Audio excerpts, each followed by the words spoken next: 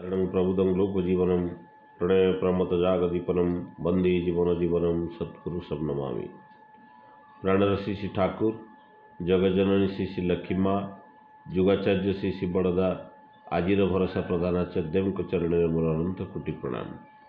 पूज्य अविंदा एवं ठाकुर परिवार समस्त चरण में मोर अनंत कोटि प्रणाम। आजिर पुण्य ए आवासी सत्संगर पूज्य परिचालक एवं उपस्थित समस्त भूत पंजाधारी ऋतिक मंडली, अधूर्य मंडली, जाजक मंडली समस्त को मोर आभूमिष्ट प्रणाम जनाए। उपस्थित समस्त गुरु भाई, गुरु माता, साधु सज्जन मंडली, कुनी कुनी पिलाए समस्त को मोर प्रीतिपूर्ण रा भरा जय गुरु जनाए। सर्वप्रथमे आज सत्संग जो मैंने भोग नवेदन कर शांति स्वस्ति विधान पाई परम पिता निकट में मोर प्रार्थना रखे। आम मैंने समस्ते आज यही प्लाटफर्म एकत्रित होते सुभाष भाई से प्रचेषा जाफल ओडिशा सत्संग गोटे गोटे पाहाच कीर्ति स्तंभ स्थापन कर आग को बढ़ी चली।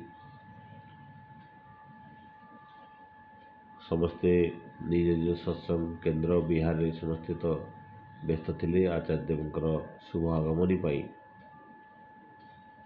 तेणु आज यही कार्यक्रम रे आमे जो आलोचना रखीचे ता होची ज्ञान योग। ज्ञान योग कौन? ज्ञान माने आमे जानिछु जे नॉलेज बा विजडम बोली जोटा आमे कहू।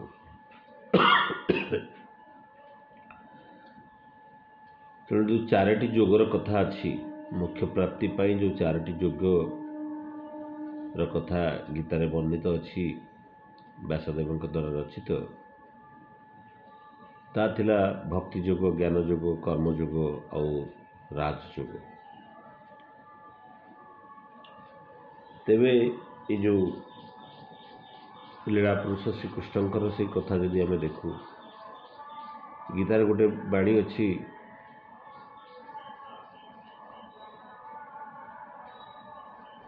जी मोर जन्म एवं कर्म को बुझी पारे सी जन्म चक्र मुक्ति पाई जाए। तेणु से बाणी को जदि आम देखू जी मोर जन्म कर्म को बुझी पारे गीतार बाणी जी मोर जन्म एवं कर्म को बुझी पारे सी समस्त ये जो जन्म चक्र भितर मुक्ति पाई जाए। ठाकुर से सत्यानुसरण बाणी की जदि आम देखू ठाकुर सत्यानुसरण कहते ईश्वर को बुझेवा माने सबकि को जाना। तो ईश्वर को जाना माने सबकि को जाना। ईश्वर को जानिबारे आमर मुख्य प्रतिबंधक हूँ आमर अहंकार। मनुष्यर अहंकार ठाकुर को सत्यानुसरण कहते मनुष्यर अहंकारटा जिते मिल जाए सी से सर्वगुण संपन्न निर्गुण हो उठे। तेणु मनुष्यर ये अहंकारटा जेपर्यंत थाए सी कौन ज्ञान कार्यक्रम ग्रहण करें। तेणु अन्य मानक ठारू से ज्ञान ग्रहण कर तार ये गुण वैशिष्ट्यटा ता पाखरे थिबा कथा जहाँ फल सी सबकि जानीपारे। तेणु ये जो ज्ञान योगर कथा जो उठे ये ज्ञानटा मनुष्य को जो मुक्तिर पथरे नहीं जाए ताहा आमे कम अनुभव करूँ। तेणु आमे साधारणतः मनुष्य कर्म करे विभिन्न कर्म माध्यम विभिन्न कर्म करें जोटा को कर्म योग विधि कहू। कर्म माध्यम निजक परम पिता सहित युक्त करवा एवं ताही एक माध्यम होता है किंतु कर्म करने ज्ञान आवश्यक पड़े। तेणु कर्म कर्म ही तो ज्ञान, कर्म बिना ज्ञान कर्म हुए। तो से जो ज्ञान रहे मनीष से कर्म कर जो प्रेरणा ये ज्ञान ही मिले। तेबे ये ज्ञान जिते सत ज्ञान जिते दिए मनीष माने जिते सत ज्ञान प्राप्त हुए से मनीष समस्त ज्ञान वैशिष्ट से अधिकारी होते। तेणु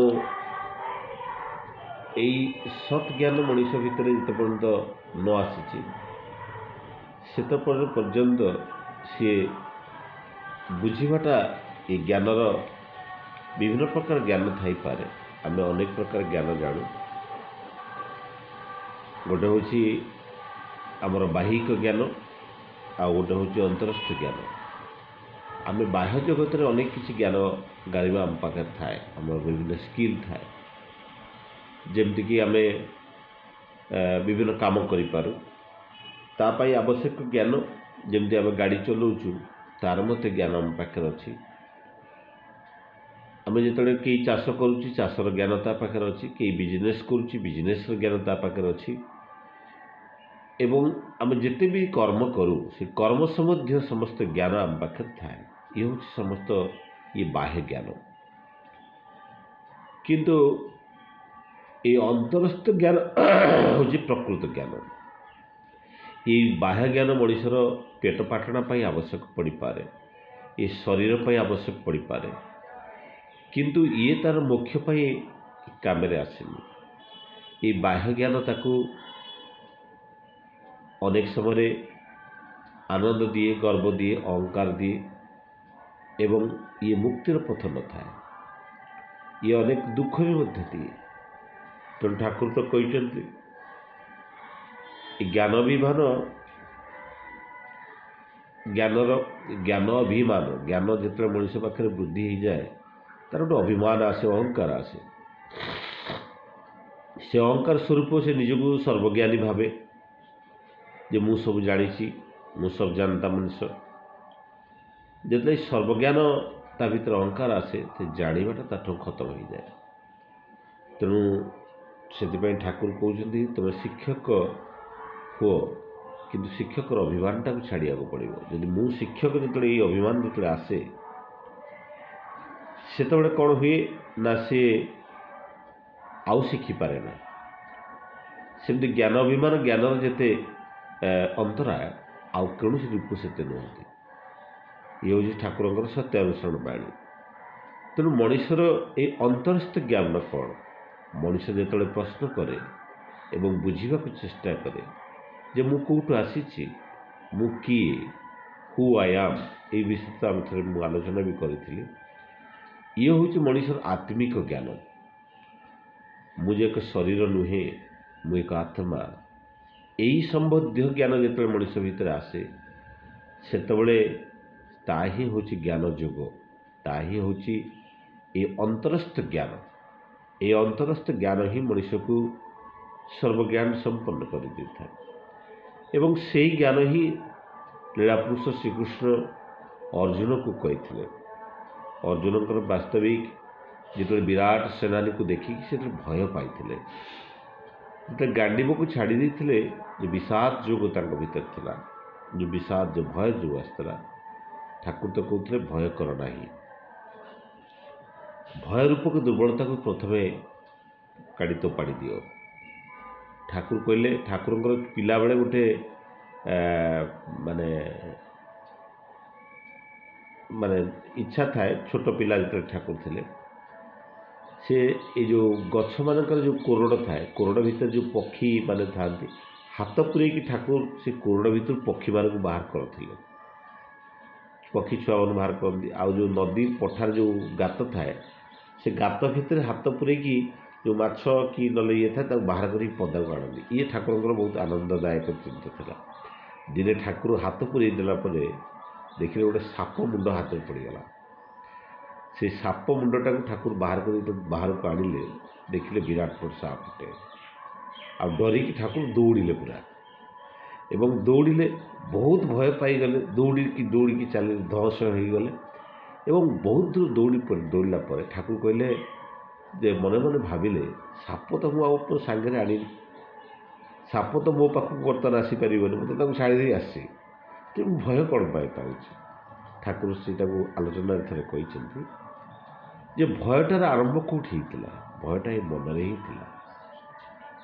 ତେଣୁ ମନ ଭିତରେ ଦେଇକି ଠାକୁର ଭୟ ପାଇଥିଲେ, ଯେଉଁ ଭୟ ପାଇଁ ସିଏ ଏତେ ଜୋରେ ଭୟଭୀତ ହେଇକି ଦୌଡ଼ୁଥିଲେ। ଆମେ ଅନେକ ସମୟରେ କିଛି ଅନେକ କର୍ମ କଲାବେଳେ ଆମେ ଭୟ ପାଉ, ଏଇ ଭୟଟା ବାସ୍ତବ ଭୟ କି ଅବାସ୍ତବ ଭୟ, এই ଭୟଟା ମନରୁ ହିଁ ସୃଷ୍ଟି ହେଇଥାଏ। ତେଣୁ ଠାକୁର ତାହା ହିଁ କହୁଥିଲେ ଯେ ମାନେ ଏଇ ଯେଉଁ ଭୟଟା ମନରୁ ହିଁ ସୃଷ୍ଟି ହେଇଥାଏ। ତେଣୁ ଭୟ ଦୁର୍ବଳତା ବୋଲି କିଛି ରଖ ନାହିଁ। ତେଣୁ ଠାକୁରଙ୍କର ସେଇ କଥାକୁ ସତ୍ୟାନୁସରଣରେ ପ୍ରତିଟି କଥା ଅତ୍ୟନ୍ତ ଗୁରୁତ୍ୱପୂର୍ଣ୍ଣ ଜିନିଷ। ସେଇ ପ୍ରତିଟି ଜିନିଷକୁ ବୁଝିବା ଏବଂ ତାହା ହିଁ ହେଉଛି ଜ୍ଞାନଯୋଗର କଥା। ତେଣୁ ଏଇ ଯେଉଁ ବିଷାଦ ଯୋଗ ଯେତେବେଳେ ଆସିଥିଲା ଅର୍ଜୁନକୁ, ଅର୍ଜୁନ ଯେତେବେଳେ ବିରାଟ ସେନାନୀକୁ ଦେଖି ଯେତେବେଳେ ଭୟ ପାଇଥିଲେ, ସେତେବେଳେ ଲୀଳାପୁରୁଷ ଶ୍ରୀକୃଷ୍ଣ ତାଙ୍କୁ ବୁଝେଇଥିଲେ ଯେ ତୁମେ ଯାହାକୁ ହତ୍ୟା କରିବାକୁ ଯାଉଛ ସେଇ ତୁମେ କାହାକୁ ହତ୍ୟା କରିବ। ସେଥିରେ କହିଲେ ଯେ ମୋର ଗାଣ୍ଡିବ ଛାଡ଼ିଦେଲେ, କହିଲେ ମୁଁ ମୋର ପିତାମହ ଭୀଷ୍ମକୁ ହତ୍ୟା କରିପାରିବି ନାହିଁ, ମୋର ଭାଇମାନଙ୍କୁ ହତ୍ୟା କରିପାରିବି ନାହିଁ। ଲୀଳାପୁରୁଷ ଶ୍ରୀକୃଷ୍ଣ କହିଥିଲେ ତୁମେ ତାଙ୍କ ଶରୀରକୁ ହତ୍ୟା କଲେ ସେମାନେ ହତ୍ୟା ନୁହେଁ, ବାସ୍ତବ ହେଉଛି ତାଙ୍କ ଭିତରେ ଥିବା ସେ ଆତ୍ମା, ସେ ତ ଚିରନ୍ତନ, ସେ ଅଜର, ସେ ଅମର, ସେ ଅବିନାଶୀ ଏବଂ ସେ ସାତତ୍ଵ ଏବଂ ସିଏ ଚିରଞ୍ଜୀବୀ, ତାହାର ହତ୍ୟା ନାହିଁ। ତେଣୁ ସେଇ ବାସ୍ତବ ଜ୍ଞାନ ହିଁ ଥିଲା ଜ୍ଞାନଯୋଗ। ତେଣୁ ଯାହା ଅର୍ଜୁନଙ୍କ ଉପରେ ପ୍ରଭାବ ପକାଇଥିଲା, ଯାହା ସେ ବୁଝିଥିଲେ ଯେ ବାସ୍ତବ ଜ୍ଞାନଯୋଗଟା ତାର ଭିତରେ କ'ଣ ଥିଲା, ଏ ବାସ୍ତବ ଜ୍ଞାନଯୋଗ ତାହା ହିଁ ଥିଲା। ମଣିଷ ତାହା ହିଁ ବୁଝିବା କଥା ଯେ ଏକ ସେ ଶରୀର ନୁହେଁ, ସେ ହେଉଛି ଏକ ଆତ୍ମା। ଏଇ ଯେଉଁ ଅନ୍ତରସ୍ଥ ଜ୍ଞାନ ମଣିଷକୁ ଦିବ୍ୟ ଚକ୍ଷୁ ଦିଏ, ଆଉ ଏଇ ଅନ୍ତରସ୍ଥ ଜ୍ଞାନ ମଣିଷକୁ ମୋକ୍ଷ ଆଡ଼କୁ ନେଇଯାଏ। ଆଉ ଯିଏ ଯେତିକି ବୁଝେ ସେ ସେତିକି ଆଧ୍ୟାତ୍ମିକ ପଥରେ ସେ ଅଗ୍ରସର ହୁଏ। ଆମେ ଠାକୁରଙ୍କ ବିଷୟରେ ଅନେକ କିଛି ଜାଣିଛୁ, ଯଜନିଷ୍ଠବୃତ୍ତି, ସୁସ୍ଥ ସଦାଚାର ଆମେ କଟାଏ କଟାଏ ପାଳନ କରୁଛୁ, କିନ୍ତୁ ତାଙ୍କର ସେ ଗୂଢ଼ ରହସ୍ୟକୁ ଆମେ ବୁଝିବା ଆମ ଦ୍ୱାରା ସମ୍ଭବ ନୁହେଁ। ସେ ଗୀତାର କଥାକୁ ଯଦି ଆମେ ଦେଖୁ, ଯିଏ ମୋର ଜନ୍ମ, ଯିଏ ମୋର କର୍ମକୁ ବୁଝିପାରେ ସିଏ ସମସ୍ତ ଏଇ ଜନ୍ମ ଯନ୍ତ୍ରଣାରୁ ସେ ମୁକ୍ତ ହୋଇଯାଏ, ସେ ହିଁ ମୋକ୍ଷ ପ୍ରାପ୍ତ ହୋଇଯାଏ। ତେଣୁ ଆମେ ଠାକୁରଙ୍କୁ ଆମେ କେତେଟା ବୁଝିଛେ, ଠାକୁରଙ୍କର ଯେଉଁ ସ୍ଥୂଳ ଭାବ ଆଉ ଯେଉଁ ସୂକ୍ଷ୍ମ ଭାବ, ଯେ ଠାକୁରଙ୍କର ଗୋଟେ ମାନେ ମାନବୀୟ ଲୀଳା ଥିଲା ଏବଂ ଈଶ୍ୱରୀୟ ଲୀଳା ମଧ୍ୟ ଥିଲା। ଇଏ ସମସ୍ତ ଜିନିଷକୁ ଯେପର୍ଯ୍ୟନ୍ତ ଆମେ ବୁଝିପାରିନା, ତେଣୁ ବାସ୍ତବ ଜ୍ଞାନ ଆମ ଭିତରେ ଆସେନି। ତେଣୁ ଠାକୁରଙ୍କୁ ବୁଝିବା ପାଇଁ ହେଲେ ତାଙ୍କର ସେଇ ବାସ୍ତବ ଜୀବନଟାକୁ ବୁଝିବାକୁ ପଡ଼େ। ସେଥିପାଇଁ ଠାକୁର କହୁଥିଲେ ତୁ ମୋ ପରିବାରକୁ ଦେଖିକି ତୋ ପରିବାରକୁ ଚଳାଅ, ତାଙ୍କୁ ଦେଖିକି ନିଜ ଜୀବନକୁ ପରିଚାଳିତ କରିବା ପାଇଁ ଠାକୁର ଚାହିଁଛନ୍ତି। ତେଣୁ ବାସ୍ତବିକତା ହେଉଛି ଆମେ ଯାହା ବି ଆଚାର୍ଯ୍ୟଦେବଙ୍କର ଯେଉଁ ଆଗମନରେ ଆଚାର୍ଯ୍ୟଦେବ ତାହା ହିଁ କହୁଛନ୍ତି ତୁମ ଭିତରେ ସେ ଠାକୁରତାକୁ ଜାଗ୍ରତ କରିବାର କଥା। ସବୁ କେନ୍ଦ୍ର ମନ୍ଦିରରେ ଆଚାର୍ଯ୍ୟଦେବ ସେ ଗୋଟିଏ କଥା କହୁଛନ୍ତି ଯେ ତୁମେ ତୁମ ଭିତରେ ଠାକୁରତାକୁ ଜାଗ୍ରତ କରିପାରିଲେ ତୁମକୁ ଦେଖିକି ଅନେକ ଲୋକ ଠାକୁରକୁ ବୁଝିପାରିବେ। ତୁମେ ଯେତେବେଳେ କେଉଁଠି ସେ ଜାଗାକୁ ଯାଉଛ ଯେଉଁଠି ଠାକୁରଙ୍କ ମନ୍ଦିର ନାହିଁ, ଠାକୁରଙ୍କ ବିଗ୍ରହ ନାହିଁ, ସେଠି ତୁମେ କ'ଣ ଠାକୁରଙ୍କୁ ଦେଇ ବୁଝେଇବ, ସେଠି ତୁମେ ନିଜକୁ ଦେଖିକି ଦେଇକି ବୁଝେଇବାକୁ ପଡ଼ିବ। ତେଣୁ ଯେତେବେଳେ ତୁମେ ନିଜ ଭିତରେ ଠାକୁରତ୍ଵକୁ ତୁମେ ଯେତେବେଳେ କହିପାର ଛାତିରେ ହାତ ବାଡ଼େଇକି ଯେ ମୋତେ ଦେଖ, ସେଇଠୁ ବୁଝିପାରିବ ମୋ ଠାକୁର କେମିତି, ତାହା ହେଉଛି ବାସ୍ତବ ଜ୍ଞାନ, ତାହା ହେଉଛି ବାସ୍ତବ ରୂପାନ୍ତରିତ। ସେତିକି ଅବସ୍ଥା ପାଇଁ ହେଲେ ମଣିଷର ସେ ଅନ୍ତରସ୍ଥ ଜ୍ଞାନଟାକୁ ଜାଗ୍ରତ କରିବାକୁ ପଡ଼ିବ। ମୁଁ କିଏ, ମୋ ଭିତରେ ଥିବା ସେ ସତ୍ତା, ମୋ ଭିତରେ ଥିବା ଅସ୍ତିତ୍ଵ, ସେ ଯେଉଁ ଅଖଣ୍ଡ ଶକ୍ତିର ଯେଉଁ ଉତ୍ସ, ସେଇ ଜ୍ଞାନକୁ ଯେତେବେଳେ ମୁଁ ଅଧିକାର କରିପାରିବି, ସେତେବେଳେ ହିଁ ମୋର ଭିତରେ ପ୍ରକୃତ ଜ୍ଞାନ ବୈଶିଷ୍ଟ୍ୟ ହିଁ ଫୁଟି ଉଠିବ, ନତୁବା ସମ୍ଭବ ନୁହେଁ। ତେଣୁ ଏଇ ଯେଉଁ କ୍ରମରେ ଠାକୁରଙ୍କର ସେଇ କଥା, ଯେଉଁ ବାସ୍ତବ ଜ୍ଞାନ, ମଣିଷର ଯେଉଁ ଅନ୍ତରସ୍ଥ ଜ୍ଞାନ ଯେତେବେଳେ ହୁଏ, ମଣିଷ ଯେତେବେଳେ ବୁଝିପାରେ ଯେ ତା ଜୀବନର ବୈଶିଷ୍ଟ୍ୟଟା କ'ଣ, ତା ଜୀବନର ମୂଳ ରହସ୍ୟଟା କ'ଣ, ତାହା ହିଁ ତା'ର ବାସ୍ତବ ଜ୍ଞାନ ଏବଂ ତାହା ହିଁ ତା'ର ବାସ୍ତବ ଜ୍ଞାନ ଯୋଗ ହୋଇଥାଏ। ସେଣୁ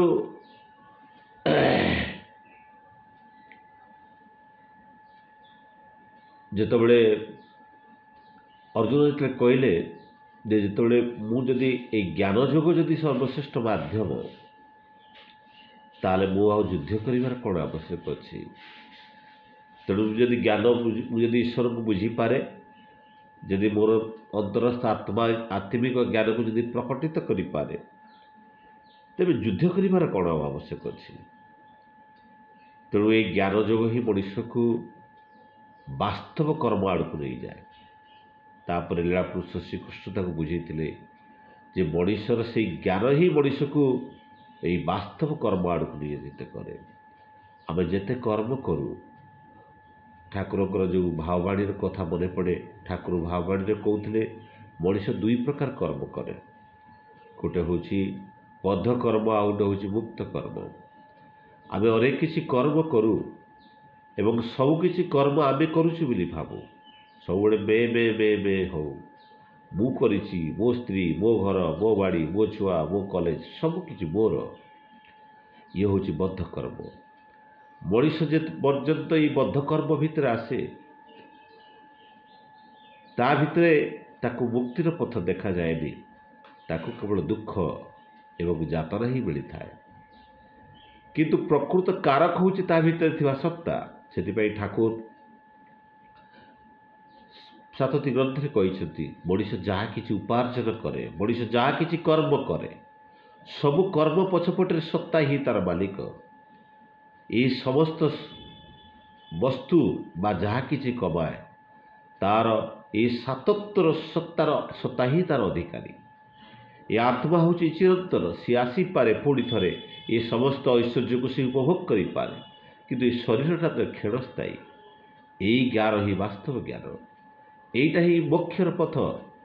ତେଣୁ ମଣିଷ ଏଇ ଯେଉଁ ମୁକ୍ତ ଭାବରେ କର୍ମ କରିବାର କଥା ଠାକୁର କହିଛନ୍ତି।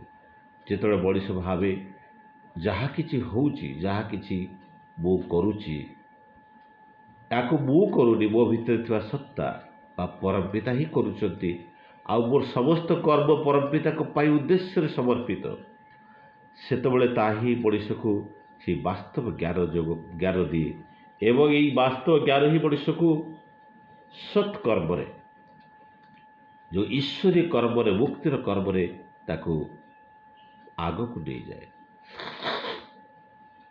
ମଣିଷ ମୋକ୍ଷ ପାଇବାକୁ ଚାହେଁ। ଏ ମୋକ୍ଷ ହେଉଛି ମୁକ୍ତିର ପଥ, ଏଇ ଜୀବନ ଚକ୍ରରୁ ମୁକ୍ତିର ପଥ। ମଣିଷ ଯେତେ ଥର ଜନ୍ମ ନିଏ, ସେତେ ଥର ସେ ଜନ୍ମ ନେଇକି ମୁକ୍ତି ଚାହେଁ, ମୋକ୍ଷ ଚାହେଁ। କିନ୍ତୁ ବାସ୍ତବ ଭକ୍ତ କ'ଣ ମୋକ୍ଷ ଚାହେଁ? ବାସ୍ତବ ଭକ୍ତ ମୋକ୍ଷ ଚାହେଁ ନା। ସିଏ ଚାହେଁ, ହେ ପ୍ରଭୁ, ମୋତେ ବାର ବାର ଜନ୍ମ ହେବାର ସୁଯୋଗ ଦିଅନ୍ତୁ ଏବଂ ପ୍ରତିନିୟତ ମୁଁ ଜନ୍ମ ହୋଇ ଆପଣଙ୍କ ସେବାରେ ମୋ ଜୀବନଟାକୁ ବ୍ୟାପୃତ କରିପାରେ, ପ୍ରତିଥର ଆପଣଙ୍କ ସେବାରେ ଜୀବନଟାକୁ ନିହତ କରିପାରେ ସୁଯୋଗ ମୋତେ ମିଳୁ।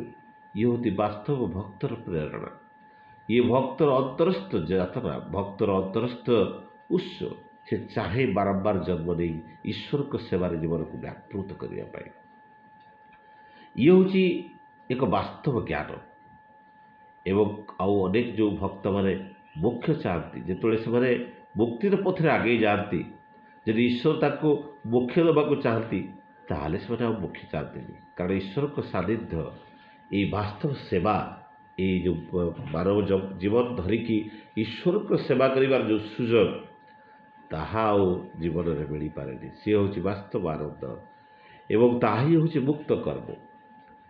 ତ ବିନା କର୍ମରେ ତ କେହି ବଞ୍ଚିପାରିବେନି, ସମସ୍ତଙ୍କୁ ତ କର୍ମ କରିବାକୁ ପଡ଼ିବ।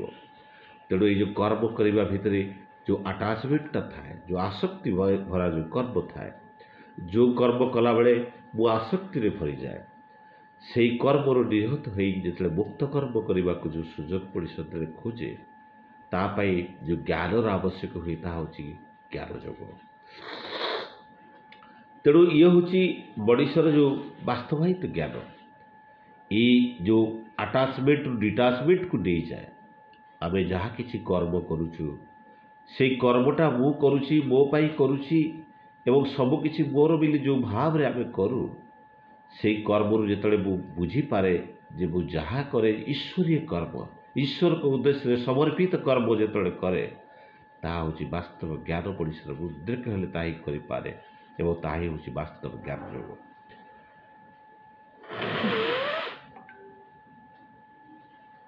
तेणु ये जो आमर जन्म को जदि आम देखु ये जन्मर वृत्ति पर्यंत सबकि जहाँ कि आम कर्म करूँ से चॉइस करने भितर जो जमी BCD ABCD of the life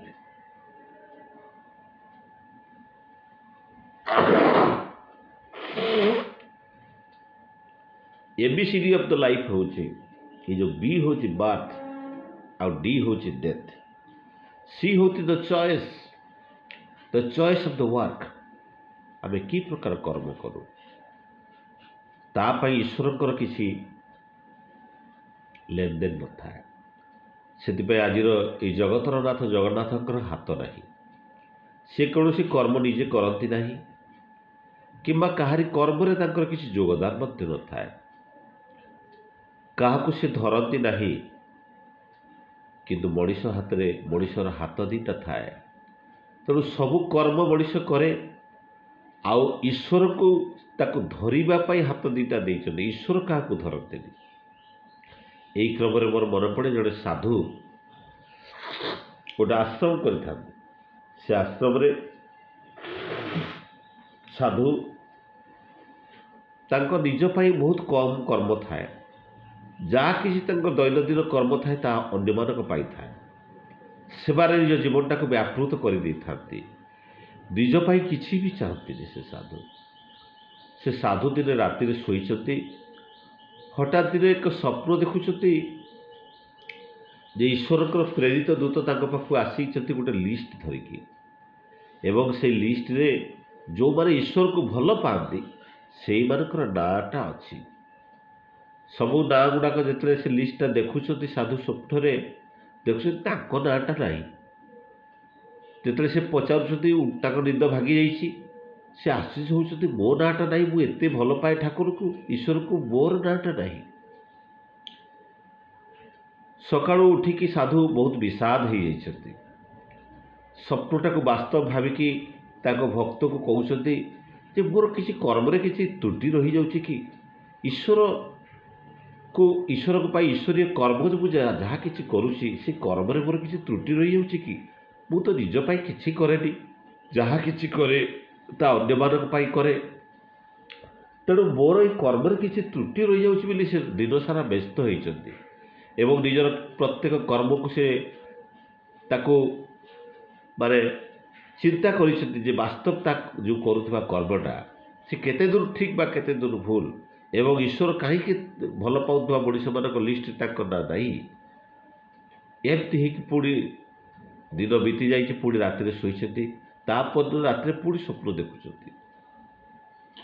पुणी से ईश्वर को प्रेरित दूत पुणी आसी गोटे लिस्ट धरिकी एवं से लिस्ट रे आज जो साधु कहते रागिकी आज पुणी कौन पाई लिस्ट धरिकी आस काली तो मुझे देखिली लिस्ट रे मोर ना नहीं मो पाखु तुम्हें कहीं आस जो मान ना अच्छे तुम्हें पाखक जाओ से ईश्वर को प्रेरित दूत कहते जे आज जो लिस्ट आनी से लिस्टा हूँ ईश्वर जो मान को भल पाती से मानकर लिस्ट आउ से मानक लिस्ट सर्वाग्रे आपण ना ही अच्छी प्रथम कर आपण ना अच्छी वास्तविक जदि ए कहानी हो पारे किंतु ईश्वर जहाँ को भल पाती ईश्वर जहाँ को भल पाती सी हूँ वास्तव मनीष आउ आम ईश्वर को भल पाइले ता भितर किसी माने लाभ हुए ईश्वर आमको भल पाती तो ତାକୁ ଆମେ ଚିନ୍ତା କରିବା କଥା। ଆଉ ଈଶ୍ୱର ତାକୁ ହିଁ ଭଲ ପାଆନ୍ତି ଯାହାର କର୍ମ ସେଇ ପ୍ରକାର ଥାଏ। କାରଣ ଏ ସାରା ଦୁନିଆଟା ହେଉଛି ଈଶ୍ୱରଙ୍କର ସୃଷ୍ଟି। ଏ ସୃଷ୍ଟିର ପ୍ରତ୍ୟେକ ଜିନିଷ ପାଇଁ ଆମେ କେତେ କ୍ରିୟାଣ କରୁ, କେତେ କର୍ମ କରୁ ତାଙ୍କର ସୃଷ୍ଟିକୁ ସୁନ୍ଦର ଭାବରେ ଗଢ଼ି ତୋଳିବା ପାଇଁ। ତାଙ୍କର ହାତ ତିଆରି ମଣିଷ, ଜୀବାତ୍ମା ସବୁକିଛିକୁ କେତେ ସୁନ୍ଦର ଭାବରେ ଆମେ ଗଢ଼ି ତୋଳିପାରୁ, ତାହେଲେ ତ ଈଶ୍ୱର ଆମକୁ ଭଲ ପାଇବେ। ନତୁବା ଈଶ୍ୱର ଆମକୁ ଭଲ ପାଇବା ପାଇଁ ଆମ ପାଖରେ କ'ଣ ଉପାଦାନ ଅଛି?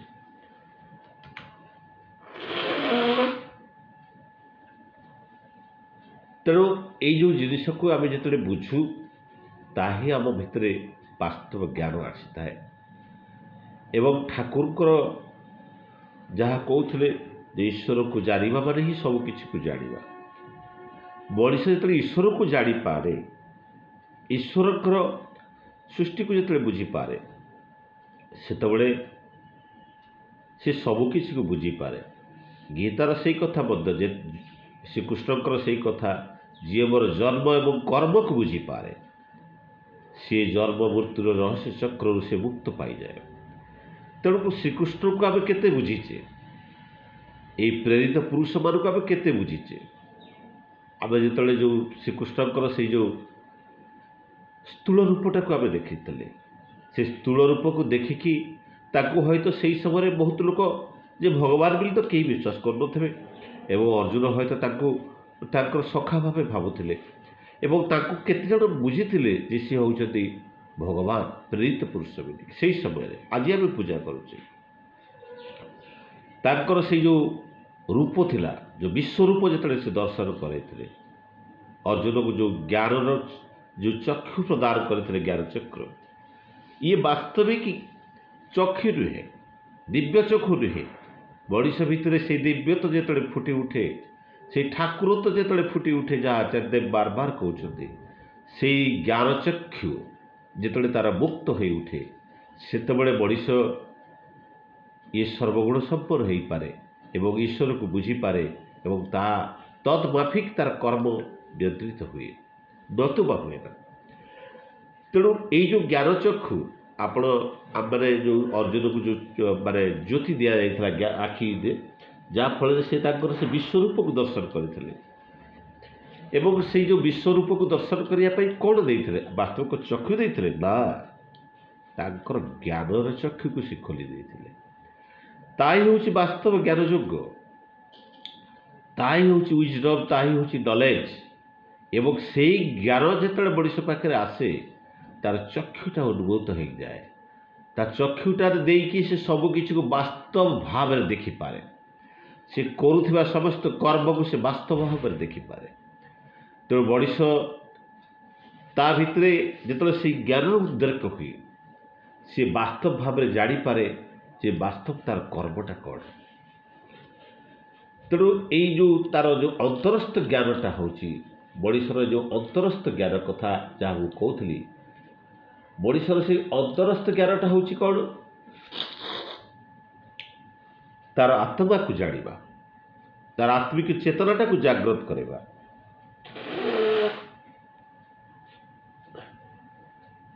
ଏଇ ଆମେ ଯେଉଁ ଆଭାସୀ ସତ୍ସଙ୍ଗ ଆଜି 1496 ଦିନରେ ପହଞ୍ଚିଛି, ତାର ମୂଳ ଉଦ୍ଦେଶ୍ୟ ହେଉଛି ଆମ ଭିତରେ ଥିବା ସେଇ ଈଶ୍ୱରତାଟାକୁ ଜାଗ୍ରତ କରିବା, ଆମ ଭିତରେ ଥିବା ସେଇ ଯେଉଁ ଆତ୍ମିକ ଚେତନାଟାକୁ ଜାଗ୍ରତ କରିବା।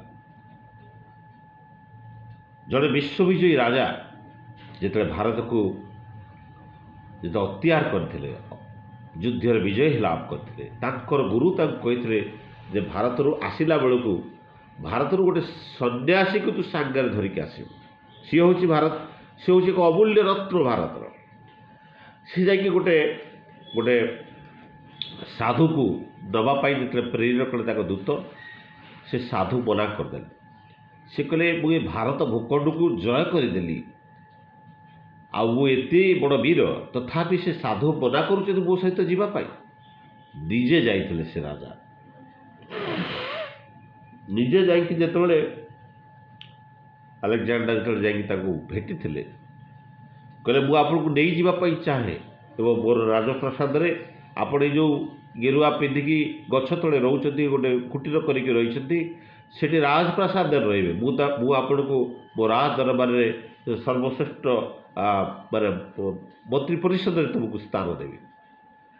ସେତେବେଳେ ସେ ଭିକ୍ଷୁ ଜଣକ କହିଲେ, ମୋ ପାଖରେ ପୃଥିବୀର ସମସ୍ତ ଐଶ୍ୱର୍ଯ୍ୟ ମୋ ପାଖରେ ଅଛି, ପୃଥିବୀର ସମସ୍ତ ସମ୍ପଦର ଅଧିକାରୀ ମୁଁ, ତ ମୁଁ ତମ ରାଜପ୍ରାସାଦରେ ଯାଇ କ'ଣ ପାଇବି? ମୋତେ କୌଣସି ପଦପଦବୀର ଆବଶ୍ୟକତା ନାହିଁ। ଏବଂ ଏହି ଜ୍ଞାନ ମଣିଷ ପାଖରେ ଆସେ ଯେତେବେଳେ ତାର ଆତ୍ମିକ ଜ୍ଞାନଟା ଜାଗ୍ରତ ହେଇ ଉଠେ। ତାପରେ ସାଧୁ ତାକୁ କହିଲେ, ତାପରେ ରାଜା ତାକୁ କହିଲେ, ତୁମେ ଯଦି ମୋ ସହିତ ନ ଯାଅ ତୁମକୁ ମୁଁ ହତ୍ୟା କରିଦେବି ଖଣ୍ଡା ଦିହରେ। ସେତେବେଳେ ସେ ସାଧୁ କହିଲେ, ମୁଁ ତ ଭାବିଥିଲି ତୁମେ ବଡ଼ ଜ୍ଞାନୀ ବୋଲି, କିନ୍ତୁ ମୁଁ ଆଜି ଜାଣୁଛି ତୁମେ ହେଉଛି ସବୁଠାରୁ ବଡ଼ ମୂର୍ଖ। କାହିଁକି ତୁମ ପାଖରେ ଏତିକି ଜ୍ଞାନ ନାହିଁ ଯେ ତୁମେ ମୋତେ ମାରିପାରିବ ନାହିଁ। ମୁଁ ହେଉଛି ଅଜନ୍ମା, ମୁଁ ହେଉଛି ଅଜର, ମୁଁ ହେଉଛି ଅମର, ମୁଁ ହେଉଛି ଚିରନ୍ତନ ସତ୍ୟ, ଆନନ୍ଦର ଉତ୍ସ, ମୁଁ ହେଉଛି କାରଣ ସ୍ୱରୂପ, ମୁଁ ହେଉଛି ଆନନ୍ଦର ଶାନ୍ତିର ସ୍ୱରୂପ। ତୁମେ କାହାକୁ ହତ୍ୟା କରିବ? ମୁଁ ହେଉଛି ଆଜନ୍ମା, ମୋର ମୃତ୍ୟୁ ନାହିଁ, ତୁମେ ମୋତେ ହତ୍ୟା କରିବ? ଏଇଟିକକ ଜ୍ଞାନ ଯେ ବିଶ୍ୱବିଜୟୀ ରାଜା ମୁଣ୍ଡରେ ଅତ୍ୟନ୍ତ ପ୍ରଭାବ ପକାଇଥିଲା। ସେ କେତେ ଲୋକଙ୍କୁ ହତ୍ୟା କରିଥିଲା ଏବଂ କେତେ ଦରଦୀ ମଣିଷକୁ ହତ୍ୟା କରି ତାକୁ ଲୁଣ୍ଠନ କରିଥିଲା। ସେ ରାଜା ତା ମୁଣ୍ଡ ଭିତରେ ଅନେକ ପ୍ରଭାବ ପକାଇଥିଲା ଏଇ କେତୋଟି ବାକ୍ୟ। ତାହା ହିଁ ହେଉଛି ବାସ୍ତବ ଜ୍ଞାନ। ଏବଂ ଏହି କ୍ରମରେ ମନେ ପଡ଼େ ଜଣେ ସାଧୁ ଯେତେବେଳେ ଜଙ୍ଗଲରେ ସେ ସନ୍ନ୍ୟାସୀ ଯେତେବେଳେ ଧ୍ୟାନ କରନ୍ତି, ଜଙ୍ଗଲରେ କିଛି ରାକ୍ଷସ ଆସିକି ମାନେ ତାକୁ ଡିଷ୍ଟର୍ବ କରୁଥାନ୍ତି। ଜଣେ ରାକ୍ଷସ ବହୁତ ଡିଷ୍ଟର୍ବ କରୁଥାନ୍ତି। ତାଙ୍କର ଶିଷ୍ୟମାନଙ୍କୁ ପଠାଇଲେ ଯେ ସେ ଯିଏ ଡିଷ୍ଟର୍ବ କରୁଛି ଦୁଷ୍ଟ ମଣିଷଟା ତାକୁ ଧରି ଆଣ। ସେଠୁ ତାଙ୍କର ଶିଷ୍ୟମାନେ ଗଲେ ସେ ଦୁଷ୍ଟ ମଣିଷଟାକୁ ଯାଇକି ଯେତେବେଳେ ଧରିକି ନେଇ ଆସିଲେ, ଆଣିକି ସାଧୁଙ୍କ ପାଖକୁ କହିଲେ, ଆପଣ ଯଦି ଅନୁମତି ଦେବେ ତାହେଲେ ମୁଁ ୟାଙ୍କୁ ହତ୍ୟା କରିଦେବି। ଶିଷ୍ୟମାନେ କହିଲେ, ୟାଙ୍କୁ ଆମେ ହତ୍ୟା କରିଦେବୁ ଆପଣ ଯଦି ଅନୁମତି ଦେବେ। ସେତେବେଳେ ସାଧୁ ସେଇ କଥା ହିଁ କହିଥିଲେ ଯେ କାହାକୁ ତୁମେ ହତ୍ୟା କରିବ? କାହାକୁ ତୁମେ ହତ୍ୟା କରିବ?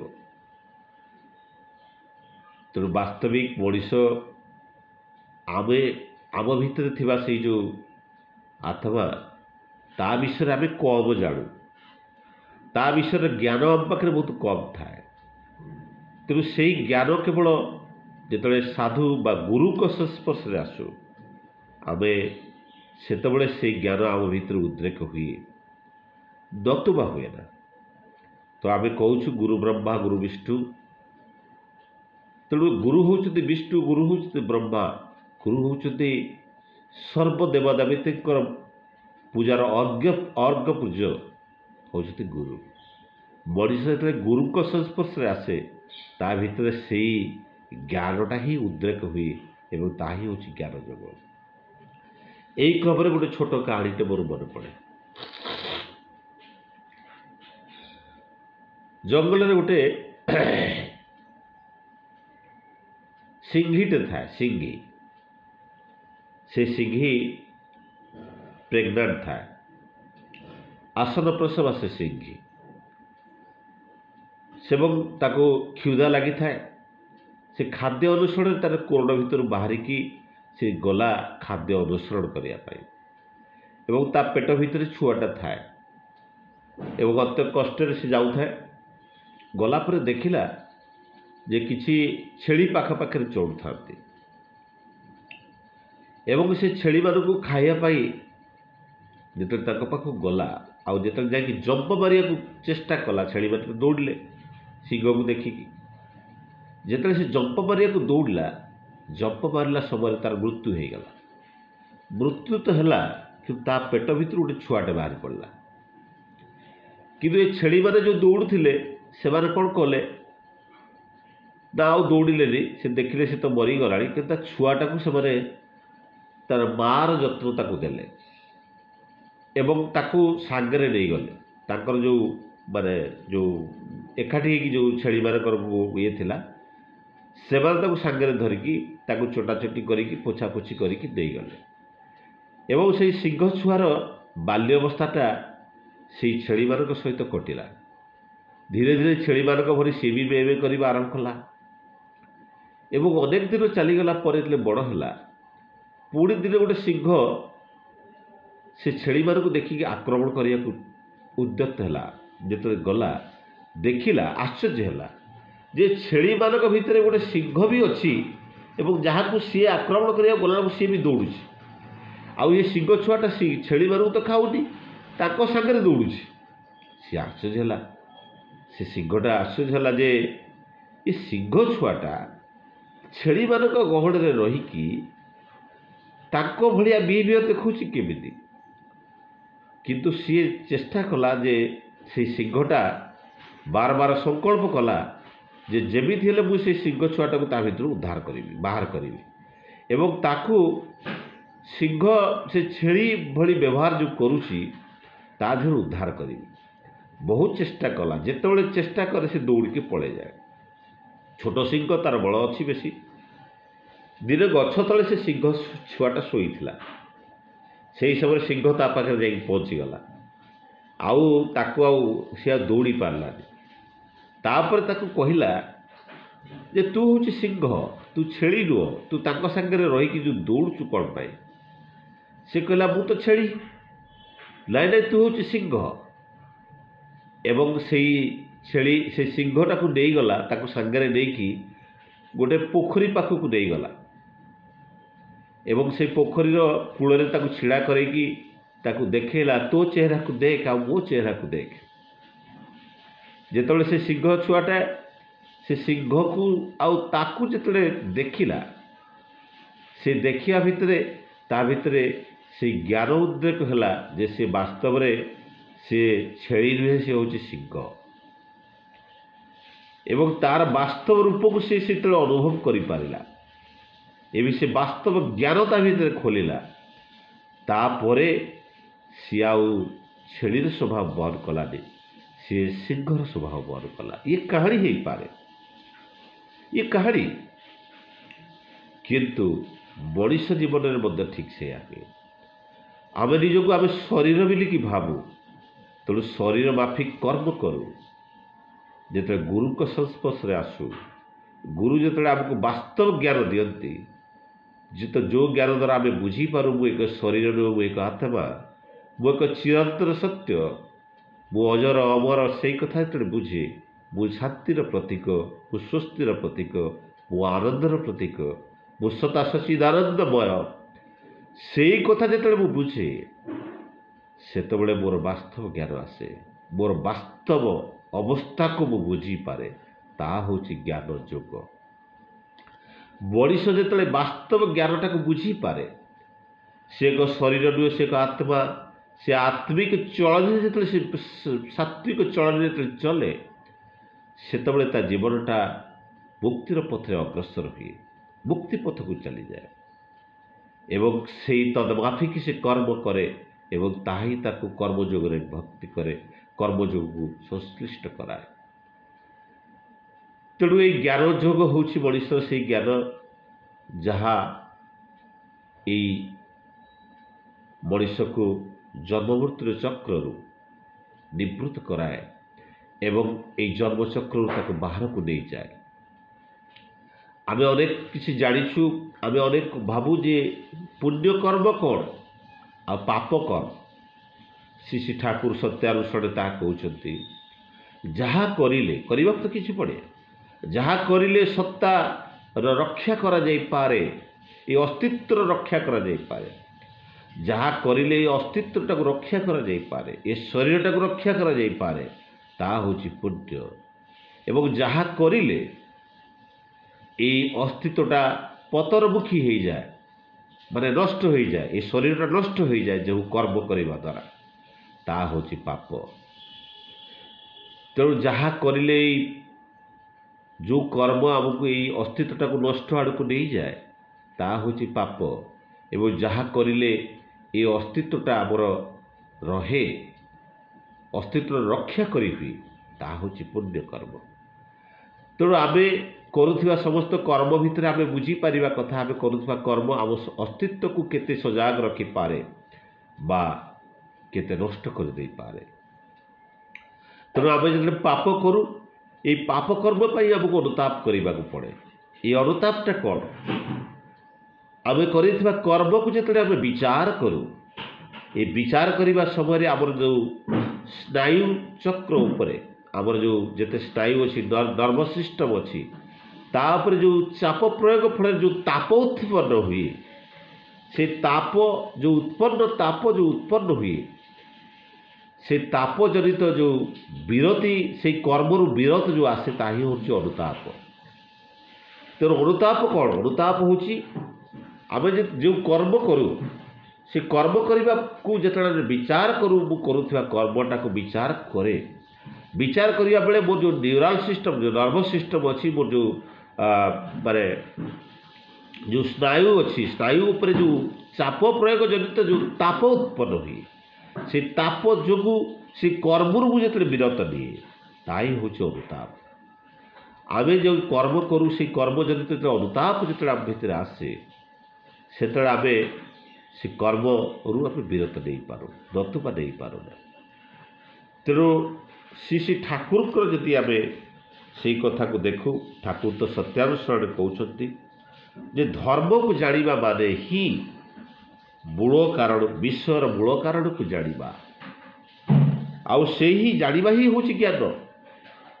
धर्म को जानिबा माने ही विश्वर मूल कारण को जानिबा आउ से ही जानिबा ही होची ज्ञान। तेबे धर्म कौन ठाकुर ताही कहते बंचिबा बढ़िबार मर्म जा जानी था ताकू धर्म बोली। धर्म संप्रदाय नाई रे धर्मटा गोटे संप्रदाय नुहे। आम जो हिंदू धर्म मुसलमान धर्म बोली कहू ये को गोटे गोटे संप्रदाय एवं से तो श्री श्री ठाकुर आचार्य परंपरा सृष्टि करछन्ति। धर्म को जो संप्रदाय सृष्टि करछन्ति से प्रेरित पुरुष माने सृष्टि करि नांती। ठाकुर कहते धर्म को जदि कहीं नष्ट करिथाए सेई माने होचन्ति धर्म जाजक होचन्ति धर्म को नष्ट करछन्ति। धर्मर प्रचारक माने ही धर्म को नष्ट करछन्ति। जेसस ख्रीष्ट जिते आसीते से केबे हेले चाहि नथिले ख्रीष्टियान धर्म को प्रतिष्ठा करिया पाई। बुद्धदेव चाहि नथिले बुद्ध धर्म प्रतिष्ठा पाई। रसूल मोहम्मद चाहि नथिले एई जो मुसलमान धर्म प्रतिष्ठा पाई। सेमाने प्रेरित पुरुष सेमाने चाहिए सर्व सब मानव कल्याण पाई सेमाने प्रउद्दिष्ट थिला। किंतु तांकर देहांत परे तांकर धर्म जाजक माने एक संप्रदाय सृष्टि कर दैछथि ता होची एई जो संप्रदाय। सेथिपाई ठाकुर कहते जहाँ उपरे जहाँ किसी सब तिष्ठि रही ताही होची धर्म। ये पृथ्वी जहाँ उपरे तिष्ठि रही जो नियम पर पृथ्वीटा परिचालित हुए ताही होची धर्म। एवं धर्म अनेक हो पारे ना धर्म होची एक बंचिबा बढ़िबार एकमात्र मूल तत्व होची ता होची धर्म। धर्मटा एक संप्रदाय नुहे। तेरे धर्मटा जदि ये जो ख्रीष्टियान धर्म मुसलमान धर्म हिंदू धर्म जदि ही था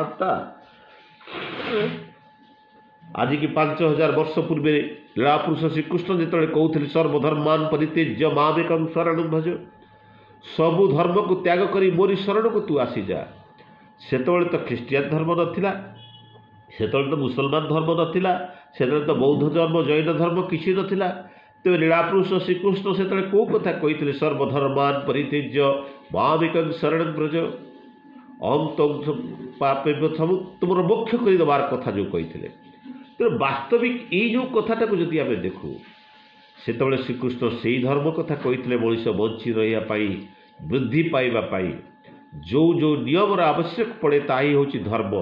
से धर्म को आम जिते मानिकी चलवा ता होची नियम से ज्ञान ही थिला।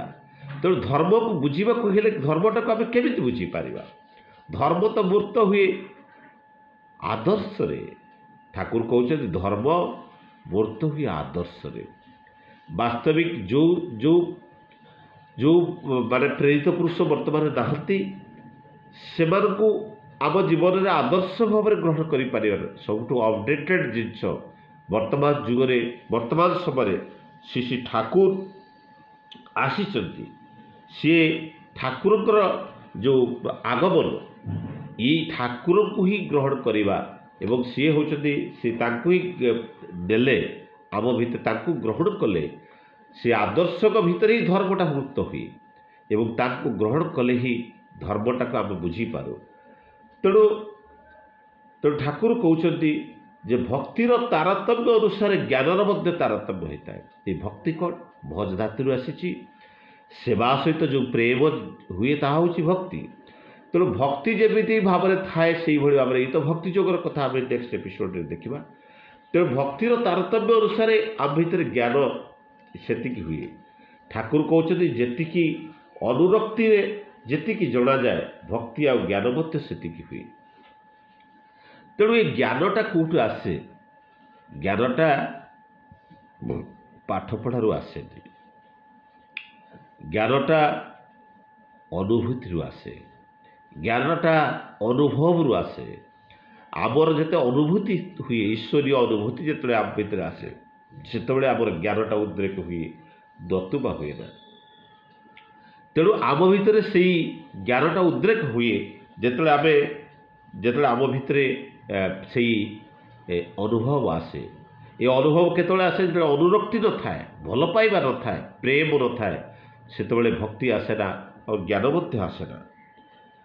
तेणु ठाकुर कहते तुम विषय विषय जी आसक्त हुओ आम विषय संबंधी जी आसक्त हुओ विषय संबंध तुम ज्ञान मध्य से हुए। तेणु आमर आसक्ति क्या थाए आम बाह्य ज्ञान उपर बेसी आसक्ति थाए। आम जो जिन जानापी चाहू जी कार्पेंटर से कार्पेंटर विषय जाना चाहे ठाकुर जे प्रेरित पुरुष ठाकुर से जे ठाकुर जे कार्पेंटरी करता ठाकुर कहते तू जानी मु केड़े बड़ कार्पेंटर से अनुमान हुए जे ठाकुर न चाहिए पूर्व अवस्थार अनेक परिचय ठाकुर से कहते तू जानी मु खाली पादे चली चली मक्कार मदिना पद चली जाइए। ठाकुर होती ठाकुर भितर से दशावतार सबकि भितर संश्लिष्ट होगी।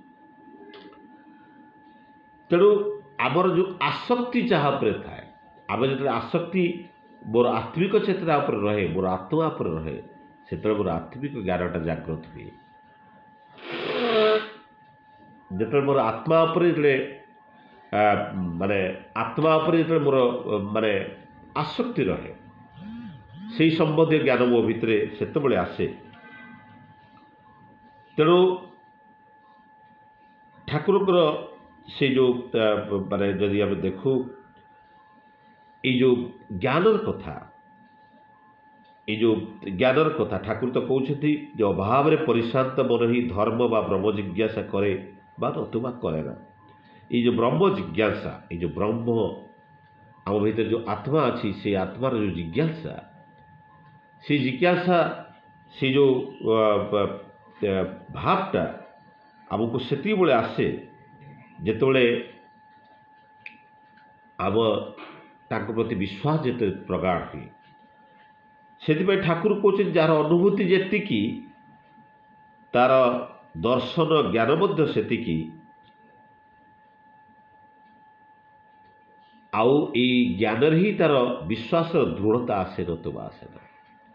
तेणु आम जदि आम देखू ठाकुर कहते जार अनुभूति जी जी अनुभूति अच्छी जार गॉड रियलाइजेशन जार जी तार दर्शन तार ज्ञान मध्य से नतुबा दर्शन बा ज्ञान से हुए ना।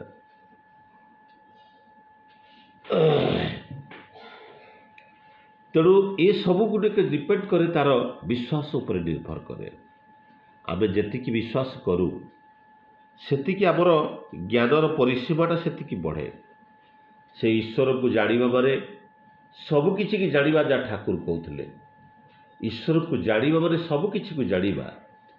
तो ईश्वर को जानिबा माने सबकि को जानिबा। तो ईश्वर को जानिबाटा किभली भाव में संभव हुए जेपर्यंत विश्वास न थाए सेतबेले ये ज्ञान आसेनी। विश्वास नथिले ईश्वरीय ज्ञान आम भीतर आसेनी। तेणु ज्ञान जोग बा ज्ञान मार्ग ये ज्ञान मनीष भितर जो जो आत्मा अच्छी जो ब्रह्म अच्छी से ब्रह्मर स्वरूप को स्वरूप ता भितर परिप्रकाश लाभ करे ताही हूँ वास्तव आध्यात्मिक ज्ञान। तेणु मनीष जो जो माने रियलाइजेशन आसे जो ता भितर जा इंग्लिश रे जानी the realization of man's own divinity through the knowledge in the education जहाँ स्वामी विवेकानंद कहते the realization of man's own divinity the realization of man's own divinity through the knowledge is the education ता हूँ वास्तव शिक्षा। तेणु ये जो आम जो पाठ पढ़ू स्कूल कॉलेज में जाइए तेणु ये वास्तव ज्ञान मनीष भितर कौन हुए ये शिक्षार मूलमंत्र हूँ सर्वभूत आत्मबोध हूँ शिक्षा। मु तो मोर आत्मा को जापर सर्वभूत आत्मबोध कौटी बुझीपारि तेणु जितेबाला मोर आत्मा को जो जापे से अन्य मान भर उपस्थित थी से आत्मा को अनुभव करें। तेणु सर्वभूत आत्मबोध हूँ सर्वश्रेष्ठ शिक्षा। शिक्षार मूल आम जाचु शिक्षा सर्वभूत आत्मबोध स्कूल मानक लिखाई विद्या ददाति विनय मनीष भितर से विद्याटा विनय स्वभाव आने से ज्ञान मनीष भितर से विनय स्वभावटा सृष्टि करे। जो विनय स्वभाव बल मनीष कौन करे ना से विनय स्वभाव आसिले मनीष सर्वभूत आत्मबोध आसे से अन्य मान प्रति दयाशील हुए अन्य मान प्रति क्षमाशील हुए अन्य मान प्रति ता भितर प्रेम जागृत हुए अन्य मान प्रति ता भितर माने प्रेम जागृत हुए एवं ताही हूँ वास्तव जिनिस।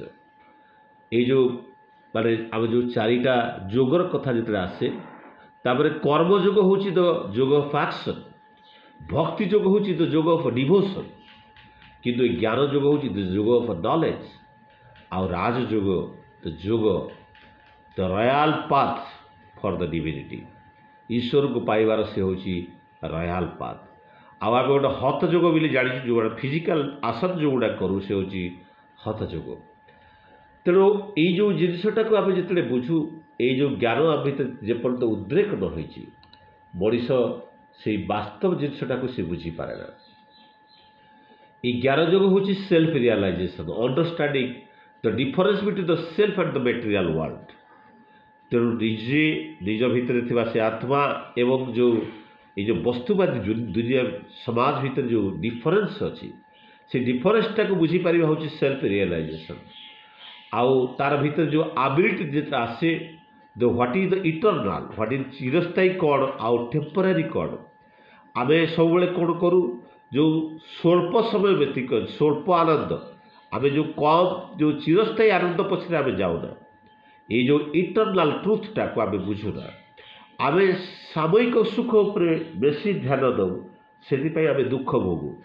आम जो चिरंतर सुखटा को जो आम भर अनुभव करूँ से जो discrimination what is the eternal and what is the temporary से डिफरेंसटा बुझाटा हूँ ज्ञान जोगर एक अंक। तो निजको इंट्रोस्पेक्ट करने कथा निज भितर निजको इनक्वारी करने कथा जे निज भितर जो डीपर सेंस को गति करने कथा ताही हूँ ज्ञान जोगर मूल तत्व। निज भितर जो एनलाइटमेंट अच्छी जो माने जो सत्ता अच्छी से सत्ताटा को अनुभव करवाटा हूँ कथा। अनेक अच्छा जो हेतुवादी माने कहते आत्मा फात्मा किसी ना किंतु 1986 ऑक्सफोर्ड यूनिवर्सिटी परीक्षा करके देखा जाइए जो मनीष जो मृत्यु हुए आम जानी छाती हाथ मारिदे मरीगला बोली आम कहूँ से परीक्षा हो मनीष मृत्यु हबार किसी अव्यवहित पूर्वर ठाकुर जो आज्ञाचक्र ज्ञान करिबार ध्यान करिबार कथा कहते से ध्यान जो आज्ञाचक्र अच्छी से आज्ञाचक्र जो पीनियल ग्लैंड भीतर जो माइक्रो ट्यूबुल्स गुड़ाक अच्छी से माइक्रो ट्यूबुल्स भीतर एक विशेष प्रकार शक्ति ये सहस्र चक्र देकी बाहर को चली जाए तार किसी सेकेंड पर किसी क्षण पर मनीष मृत्यु लाभ करे। तेणु ये ज्ञान जहाँ कि ठाकुर कहते ये जो मनीषर ज्ञान कि भाव उद्रेक हुए मनीषर ज्ञान कि भाव आसे आम भितर दीटा ज्ञान अच्छी गोटे कार्मिक आउ गोटे हूँ जेनेटिक नॉलेज।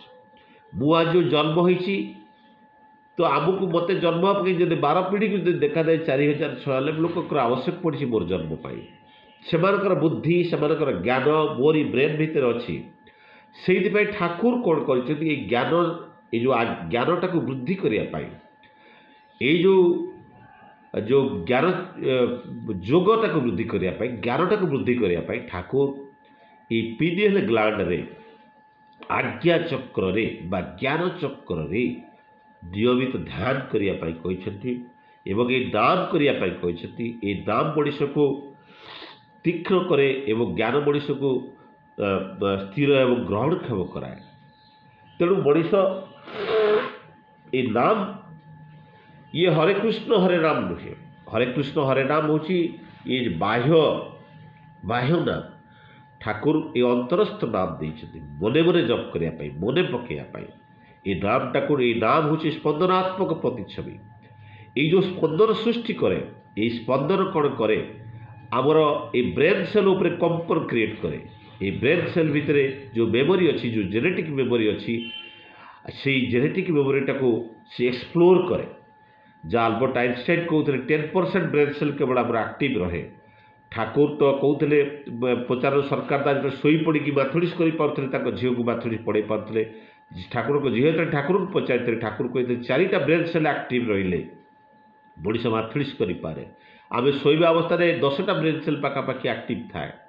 तेणु आमर ये 1500 कोटी ब्रेन सेल अच्छी से ब्रेन सेल भितर ये पुंजीभूत जो शक्ति अच्छी पुंजीभूत जो ज्ञान अच्छी से ज्ञान को एक्सप्लोर करने ठाकुर चाहिए से ये मने मने नाम करने मनन ये जो मंत्र हूँ जो मनन करा जाए ता हूँ मंत्र ये मने मने जो जप करा जाए ये मन तारयित मंत्र मन को जी तारण करे ता हूँ मंत्र यही मंत्र देते से मंत्र माध्यम आमर ज्ञान उद्रेक हम। तेणु ये पीनियल ग्लैंड हूँ हाईएस्ट वाइब्रेटिंग सेंटर तापर आम नाम करूँ ध्यान करूँ तापर जो कंपन सृष्टि हुए ये आमर राइट और लेफ्ट हेमिस्फीयर उपर जो कंपन सृष्टि करे जो जो डरमांट ब्रेन सेल गुड़ाक एक्टिव हो उठे ताही हूँ ज्ञान पथ ही ताही हूँ ज्ञान पथ। तेणु से ही पथरे आमको अग्रसर होबार जो पथटा श्री ठाकुर यही माध्यम देते ये ज्ञानटा आमर जो निजक जो इंट्रोस्पेक्ट करवाटा से बुद्धिटा तार भितर आसे आम भीतर जो जेनेटिक मेमोरी अच्छी जो आम पूर्वपुरुष मान सब ज्ञान वैशिष्ट रक्त तो मु तैयारी तो मोरी भितर सबकि से पूर्वपुरुष समस्त ज्ञान वैशिष्ट गुण गारिमा सबकि मो भीतर अच्छी। तेणु ताकू उद्रेक करने ठाकुर चाहिए। तेणु ताकू एक्सप्लोर करने ठाकुर चाहिए से ठाकुर ये मंत्र देते ये मंत्र माध्यम से चक्रटा से जो ज्ञान बुद्धिटा आम भीतर खोली जापर सो आम सर्वगुण संपन्न हो पार एवं ताही हूँ ज्ञान जोगर कथा। तेणु आज तो समय हो जाइए। तेणु आम आज जहाँ कि बुझिले ठाकुर तो परम विज्ञानी से होती ज्ञानी से होती ज्ञान से होती विज्ञान से सबकि समाहार से होती ब्रह्म से होती परम ब्रह्म। तेणु चरण में कोटि कोटि प्रणाम चढ़ी मोर वक्तव्य के विराम दूसरी। वंदे पुरुषोत्तम वंदे पुरुषोत्तम वंदे पुरुषोत्तम। तारा जय गुरु जय गुरुदा।